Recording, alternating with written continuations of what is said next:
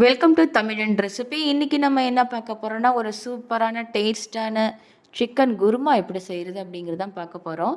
இட்லி, தோசை, சப்பாத்தி, பரோட்டா, சாதத்துக்கு ரொம்பவே நல்லாயிருக்கும். நம்ம இந்த ஸ்டைலில் பண்ணும்போது ரொம்பவே சூப்பராகவும் இருக்கும். இது நம்ம எப்படி செய்யலாம் அப்படிங்கிறத நம்ம பார்க்க போகிறோம். சேனலை சப்ஸ்கிரைப் பண்ணாதவங்க சப்ஸ்கிரைப் பண்ணிக்கோங்க. இதை எப்படி செய்யலாங்கிறத நம்ம பார்க்கலாம். வாங்க வீடியோக்குள்ளே போகலாம். ஒரு 1/2 கிலோ சிக்கன் எடுத்திருக்கேன். இதை வந்து தயிரில் மஞ்சப்பொடி போட்டு இதை வந்து ஊற வச்சிடலாம் ஃபஸ்ட்டு. அதுக்கப்புறம் ஒரு பாத்திரத்தை வச்சு ஒரு 4 ஸ்பூன் வந்து எண்ணெய் விட்டுக்கோங்க.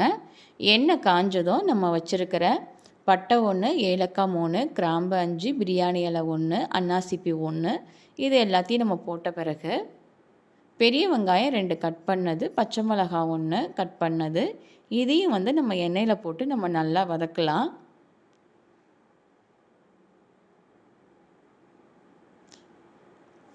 பாருங்கள், வெங்காயம் வந்து இந்த மாதிரி வதங்கி வரணும், இந்த மாதிரி கலருக்கு வரணும். இப்படி வரும்போது தான் டேஸ்ட்டாக இருக்கும். அடுத்தது நம்ம வச்சுருக்கிற இஞ்சி பூண்டு விழுது ஒரு 3 ஸ்பூன் போட்டுக்கோங்க. அதையும் நம்ம நல்லா வதக்கிக்கலாம். பச்சை வாசனை போகிற வரைக்கும் வதக்கிக்கலாம். அது கூட உப்பு வந்து ஒரு தேவையான அளவு, இல்லைனா 1 ஸ்பூன் கூட நம்ம போட்டுக்கலாம். தேவையான அளவு நீங்கள் போட்டுக்கோங்க.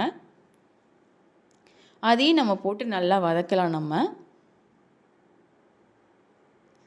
இப்போ தக்காளி கட் பண்ணி வச்சது அதையும் வந்து நம்ம போட்டு நம்ம நல்லா வதக்கிக்கலாம். நான் வந்து ஒரு 4 தக்காளி எடுத்திருக்கேன். அதை வந்து நல்லா போட்டு நம்ம வதக்கிக்கலாம். தக்காளிலாம் நல்லா மசிஞ்சு வரணும். இது பாருங்கள், இந்த மாதிரி கரண்டியால் லைட்டாக இந்த மாதிரி மசிச்சுக்கோங்க. இப்போ வந்து மஞ்சத்தூள் வந்து ஒரு 1/4 டேபிள் ஸ்பூன் போட்டுக்கோங்க. காரத்தூள் 2 ஸ்பூனு, மல்லித்தூள் 1 ஸ்பூனு,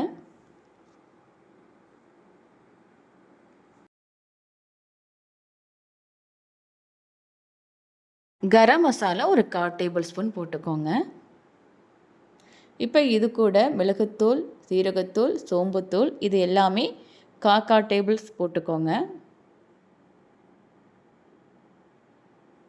இதை நல்லா வதக்கின பிறகு நம்ம ஊற வச்சிருந்த சிக்கனை இது கூட வந்து நம்ம போட்டு வதக்க போகிறோம்.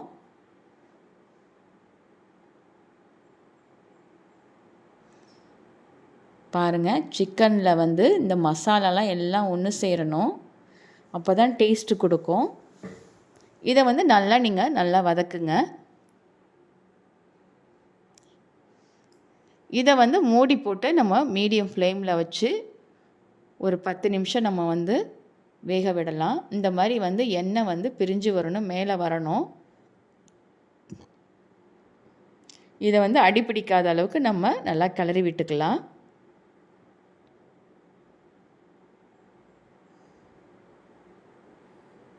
இதை வந்து நல்லா கிளறி விடுங்க. இது கூட வந்து நம்ம புதினா இலை, கொத்தமல்லி இலை நம்ம போட்டுக்கலாம். வேணும்னா உருளைக்கிழங்கு வந்து அது கூட நீங்கள் சேர்த்து போட்டுக்கலாம் குருமாவுக்கு. நான் வந்து ஒரு 2 போட்டிருக்கேன் கட் பண்ணது. வேணுன்னா போடலாம், இல்லைன்னா வேண்டாம். பாருங்கள், எண்ணெய்லாம் பிரிஞ்சு மேலே வந்திருக்கு.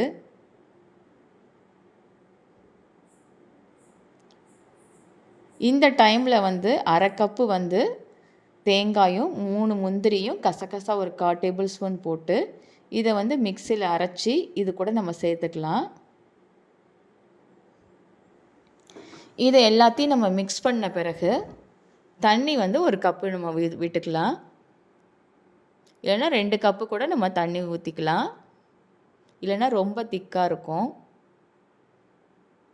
இந்த கசகசா போடும்போதே நமக்கு வந்து திக்னஸ் கொடுக்கும் நமக்கு. இது கூட வந்து நம்ம சோம்புத்தூள் லைட்டாக, மிளகுத்தூள், ஜீரகத்தூள் லைட்டாக நம்ம வந்து போட்டுக்கலாம். வாசத்துக்காக நம்ம அது மாதிரி போடும்போது நல்லாயிருக்கும். இப்போ எல்லாம் கொதித்து வந்த பிறகு மேலே வந்து புதினா இலை, கொத்தமல்லி இலை போட்டு நம்ம இறக்கணுன்னா நல்லா வாசமாகவும் இருக்கும், ரொம்பவும் நல்லாயிருக்கும். இது சாப்பாட்டுக்கு நம்ம ஊற்றி சாப்பிடும்போது ரொம்பவே நல்லாயிருக்கும். எல்லாத்துக்கும் ரொம்பவே நல்லாயிருக்கும். நீங்களும் வந்து இது மாதிரி ட்ரை பண்ணி பாருங்கள். பிடிச்சிருந்தா லைக் பண்ணுங்கள், ஷேர் பண்ணுங்கள், சப்ஸ்கிரைப் பண்ணுங்கள்.